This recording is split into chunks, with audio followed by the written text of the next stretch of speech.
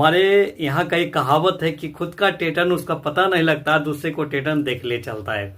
वही है कि दूसरे पर कीचड़ उछालने से पहले खुद को देख लेना चाहिए कि हम कैसे बोलते थे, हम क्या करके बैठे हुए हैं। लेकिन नहीं, दूसरे को उंगली करके आगे बढ़ेंगे, ये कसम खा चुके हैं। तो दूसरे पर उंगली करने से पहले खुद को आईने में तस्वीर देख लेना चाहिए कि हम कितना सा हमारा तस्वीर आ रहा है।